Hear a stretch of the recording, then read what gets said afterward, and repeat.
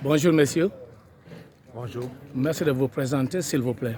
je suis Nicolas Mbeng, je suis coordonnateur de projet pour le Cégep de la Gaspésie et des îles et actuellement je co-coordonne le projet CEDAT qui intervient ici au niveau de l'aire marine protégée au Fayal Kassa Bandial et aussi au niveau des îles Petit Kassa. Qu'est-ce qui explique votre présence ici aussi aujourd'hui? Notre présence ici s'inscrit dans le cadre du lancement du projet dans le département de Oussouye parce que hier on a lancé le projet à Ziguinchor avec le gouverneur et comme c'est un projet qui est à cheval entre deux départements, on a jugé nécessaire de venir rencontrer les acteurs locaux, notamment les maires, les femmes qui sont présidentes de groupements, les chefs de village, etc. Le comité de gestion surtout, pour pouvoir discuter des activités du projet et lancer ça de façon officielle. C'est quoi encore le projet? Le projet s'appelle Solutions écosystémiques d'adaptation durable. Donc c'est un financement du gouvernement du Canada mis en œuvre par le Cégep de la Gaspésie et des îles avec ses partenaires, notamment la direction des aires marines communautaires protégées au Sénégal, le Department of Park and Wildlife en Gambie, le Parc national du Band Arguin en Mauritanie, mais aussi il y a notre partenaire stratégique, le PRCM, Partenariat régional pour la conservation marine et côtière en Afrique de l'Ouest. En plus du CSE, le centre de suivi écologique qui nous accompagne également sur le plan technique. Quels sont les différents axes d'intervention de ce projet au sein de l'AMP au Fayal Kassa Bandial? Oui, les différents axes, c'est principalement deux axes d'intervention. Le premier axe d'intervention, c'est surtout la mise en œuvre de solutions fondées sur la nature pour l'adaptation au changement climatique, surtout dans les zones où la vulnérabilité climatique est reconnue. Le deuxième axe, c'est surtout la gouvernance inclusive et le genre, parce qu'on veut prôner une gestion des ressources naturelles qui soit inclusive, participative, avec l'implication des acteurs et des couches vulnérables. La durée de ce projet ici?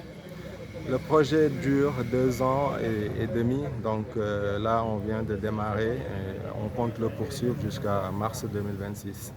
Ok. Donc au terme de la rencontre, quel sentiment vous anime après ces moments intenses d'échange avec les différents participants?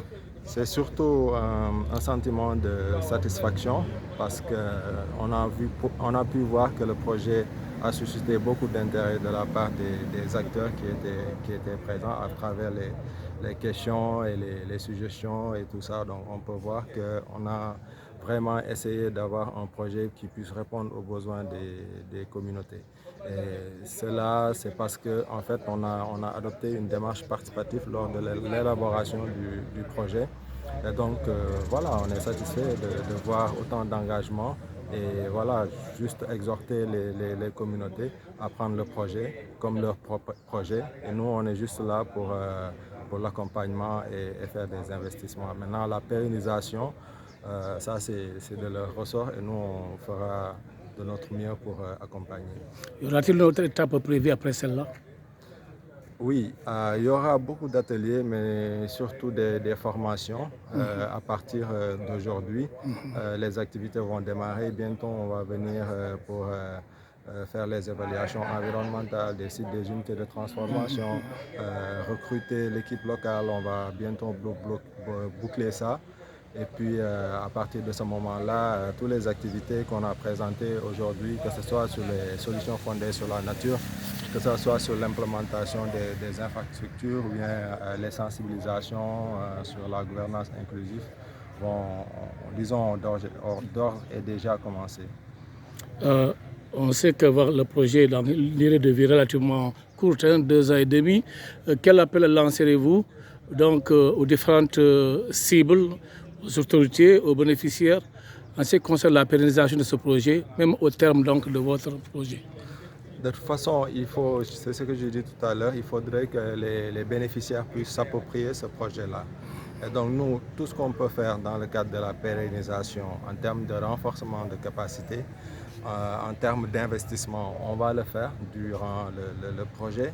Et à partir de 2026, il faudra compter aussi sur l'engagement de nos partenaires, la DAMP qui est là, les services techniques, administratifs pour accompagner et pérenniser les installations qu'on a fait dans cette zone.